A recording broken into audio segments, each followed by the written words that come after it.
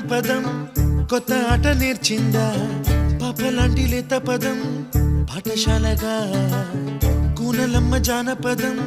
పల్లె దాటి వచ్చిందా చవళిల జానతనం పాట చూపగా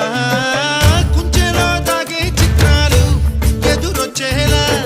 అంతటా